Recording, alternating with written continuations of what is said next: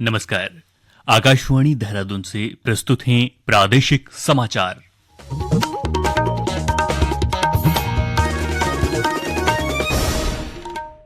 पहले मुख्य समाचार। राज्यपाल गुरमीत सिंह ने कहा, राष्ट्रीय शिक्षा नीति 2020 को आत्मसात कर हमें अपने शिक्षण और अनुसंधान संस्थानों को परिवर्तनकारी बनाना होगा। मुख्यमंत्री पुष्कर सिंह धामी ने सभी प्रवासियों से उत्तराखंड स्थित अपने पुश्तैनी गांव और पहाड़ों के विकास में सहभागी बनने का आह्वान किया है। माणा गांव के निकट हुए हिमस्खलन में लापता शर्मवीरों की तलाश के लिए चलाया जा रहा सर्च ऑपरेशन समाप्त हुआ। इस हादसे में 8 श्रमिकों की मृत्यु, 46 शर्मवीरों को सुरक्षित निकाला गया।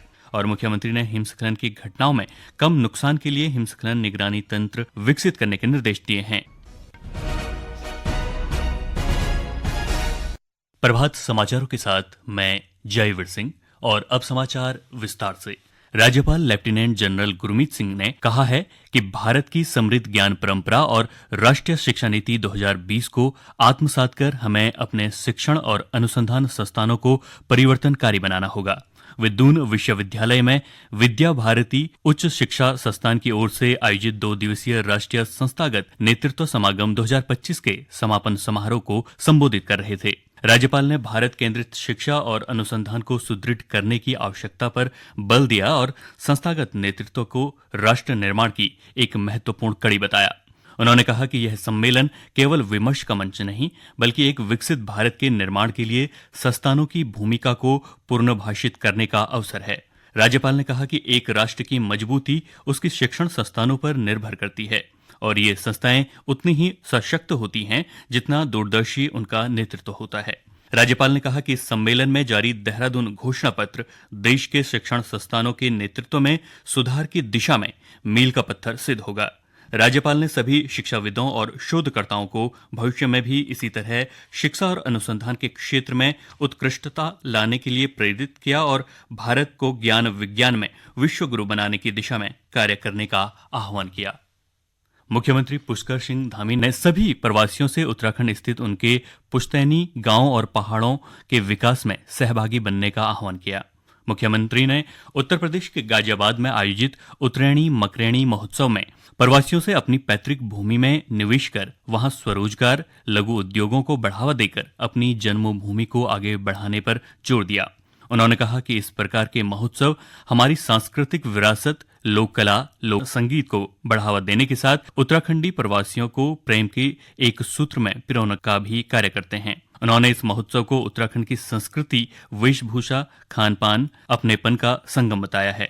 महोत्सव में पारंपरिक हस्तशिल्प, जैविक उत्पाद, उत्तराखंडी व्यंजनों को भी प्रदर्शित किया गया है। प्रदेश में 2 मॉडल महाविद्यालय और एक टीचर्स ट्रेनिंग संस्थान का निर्माण किया जाएगा। केंद्रीय शिक्षा मंत्री धर्मेंद्र प्रधान ने राज्य में NEP 2020 के क्रियान्वयन को लेकर प्रदेश के उच्च और विद्यालय शिक्षा विभाग की समीक्षा बैठक में इन संस्थानों को मंजूरी दी। बैठक में केंद्रीय मंत्री ने कक्षा 1 से लेकर 12 तक की पाठ्य पुस्तकों को स्थानीय संदर्भों को समाहित करते हुए तैयार करने के निर्देश दिए। इसके अलावा उन्होंने बाल बाटिका के प्रभावी संचालन की बात कही। इस दौरान प्रदेश के शिक्षा मंत्री डॉक्टर धन सिंह रावत ने केंद्रीय शिक्षा मंत्री से राज्य में समग्र शिक्षा के बजट में वृद्धि, वित्तीय वर्ष 2025-26 में राज्य की समस्त पाठ्य पुस्तकों एवं राज्य के शिक्षा ढांचे को राष्ट्रीय शिक्षा नीति 2020 के आलोक में संचालित करने का आग्रह किया। उपराष्ट्रपति जगदीप धनखड़ ने देश के विकास के लिए नवाचार और अनुसंधान की भूमिका पर जोर देते हुए कहा कि भारत विज्ञान प्रौद्योगिकी के क्षेत्र में वैश्विक नेतृत्व करे। उपराष्ट्रपति ने शोध, विकास और नवाचार में कॉरपोरेट निवेश की आवश्यकता पर बल देते हुए उद्यमियों से वैश्विक स्तर पर प्रतिस्पर्धा करने का आग्रह किया। उन्होंने चंद्रयान मिशन का उदाहरण देते हुए कहा कि शुरुआती चरण में यह मिशन विफल रहा, लेकिन अनेक चुनौतियों के बाद सफलता मिली। समाचार आकाशवाणी के देहरादून केंद्र से प्रसारित किए जा रहे हैं। ताजा समाचार के लिए आप हमारे सोशल मीडिया X व Facebook page Akashvani news Uttarakhand को फॉलो कर सकते हैं। साथ ही ये समाचार हमारे YouTube channel Akashvani news Uttarakhand पर भी उपलब्ध हैं। चमोली जिले के माणा गांव के निकट हुए हिमस्खलन हादसे में लापता शर्मवीरों की तलाश के लिए चलाया जा रहा सर्च ऑपरेशन कल समाप्त हो गया है। तीसरे दिन बचाव दल ने लापता 4 श्रमिकों के शव बरामद किए। इस घटना में कुल 8 लोगों की जान चली गई। हिमस्खलन में फंसे 46 श्रमिकों को सुरक्षित बचा लिया गया और उनका इलाज किया जा रहा है। इस घटना से कुल मिलाकर 54 श्रमिक प्रभावित हुए थे। इस बीच मुख्यमंत्री ने हिमस्खलन की घटनाओं में कम नुकसान के लिए हिमस्खलन निगरानी तंत्र विकसित करने के निर्देश दिए हैं। रेस्क्यू अभियान पूरा होने पर मुख्यमंत्री ने कहा कि ऑपरेशन में भारतीय सेना, आईटीबीपी, सीमा सड़क संगठन, एनडीआरएफ, एसडीआरएफ, पुलिस, जिला प्रशासन और स्वास्थ्य विभाग की टीमों ने अदम्य साहस और समर्पण का परिचय दिया है। मुख्यमंत्री ने कहा कि अस्पताल में भर्ती घायल श्रमिकों की चिकित्सा व्यवस्था सुनिश्चित की जा रही है। सरकार पूरी तरह प्रभावितों के साथ खड़ी है और हर संभव सहायता दी जाएगी और मृतक श्रम वीरों के पार्थिव शरीर उनके परिजनों को सौंपने की प्रक्रिया तेजी से पूरी की जा रही है। 2 दिन पहले एक बड़ा हिमस्खलन माणा जो गांव भारत का पहला गांव, और उस गांव में सड़क का निर्माण करने वाले हमारे 54 श्रमिक भाई काम कर रहे थे।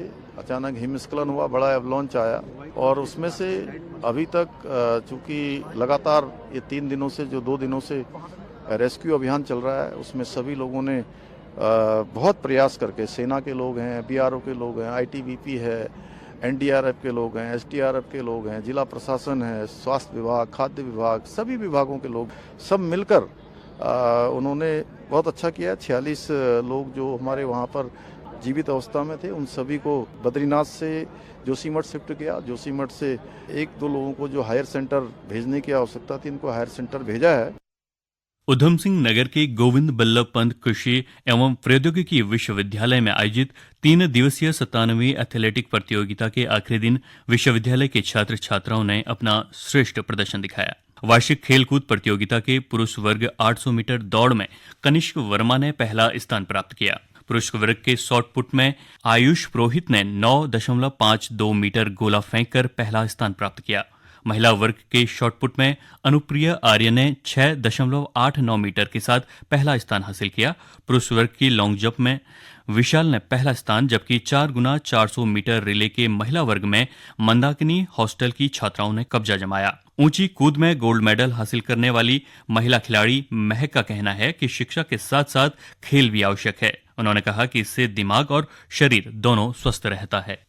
स्पोर्ट्स उतना ही जरूरी है जितना पढ़ाई है।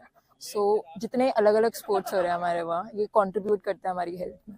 जितना हम अच्छा करेंगे, ठीक है, पार्टिसिपेट करेंगे, हमारी हेल्थ के लिए उतना अच्छा है, जो कि कोरिलेटेड है हमारी पढ़ाई के लिए, क्योंकि जितना अच्छा हम स्पोर्ट्स के लिए करेंगे उतना अच्छा हम पढ़ाई के लिए भी करेंगे। शिक्षिका डॉक्टर पूनम त्यागी का कहना है कि विश्वविद्यालय एथलेटिक मीट में छात्रों की भागीदारी पहले की अपेक्षा काफी बढ़ी है। उन्होंने कहा कि राज्य में आयोजित 38वें राष्ट्रीय खेलों से छात्र छात्राओं को काफी प्रेरणा मिली है। 2003 से अब तक जो भी देख रही हूँ, उसमें महिलाओं का पार्टिसिपेशन बहुत ही बड़ा है और बॉयज का भी। छात्र छात्राएं दोनों ही हमारे इस लेवल पे पहुंच चुके हैं। तो अभी जो 38 नेशनल गेम्स भी हुए थे, उससे भी बच्चे बहुत मोटिवेट हुए हैं। तो इस साल भी बहुत ज्यादा मैक्सिमम भीड़ थी हमारे उसमें। और जो गर्ल्स पार्टिसिपेशन है वो बूम स्थिति में आ रहा है। इसके अंदर 13 इवेंट्स हैं गर्ल्स के और 16 बॉयज के हैं, टोटल 26। और अब एक नजर आज के समाचार पत्रों की सुर्खियों पर। माणा में हुए हिमस्खलन हादसे के बाद रेस्क्यू अभियान पूरा होने की खबर आज सभी समाचार पत्रों की सुर्खी बनी है। नवोदय टाइम लिखता है, माणा में रेस्क्यू ऑपरेशन पूरा, लापता बाकी 4 श्रमिकों के शव मिले। अगली सब हेडलाइन में नवोदय टाइम लिखता है कि सभी को लाया गया जोशीमठ, पोस्टमार्टम के बाद शव परिजनों को सौंपे गए। मतदाता सूची से नाम काटने और जोड़ने को लेकर दैनिक जागरण चुनाव आयोग के हवाले से लिखता है, मतदाता सूची से जोड़ेंगे मोबाइल व ईमेल, नाम कटने या जुड़ने की तुरंत मिलेगी जानकारी। इस खबर पर हिंदुस्तान लिखता है, 2 वोटर कार्ड पर 1 नंबर संभव। प्रदेश में 4 साल में 2.5 गुना बढ़े अति कुपोषित बच्चे, अमर उजाला की सुर्खी है। ब्रिटेन, फ्रांस और यूक्रेन युद्ध विराम योजना पर सहमत, राष्ट्रीय सहारा की सुर्खी। और अंत में मुख्य समाचार एक बार फिर। राज्यपाल गुरमीत सिंह ने कहा, राष्ट्रीय शिक्षा नीति 2020 को आत्मसात कर हमें अपने शिक्षण और अनुसंधान संस्थानों को परिवर्तनकारी बनाना होगा। मुख्यमंत्री पुष्कर सिंह धामी ने सभी प्रवासियों से उत्तराखंड स्थित उनके पुश्तैनी गांव और पहाड़ों के विकास में सहभागी बनने का आह्वान किया।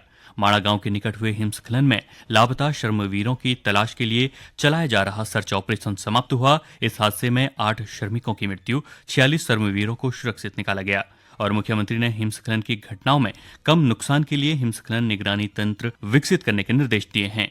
इसके साथ ही प्रादेशिक समाचारों का ये अंक समाप्त हुआ। नमस्कार।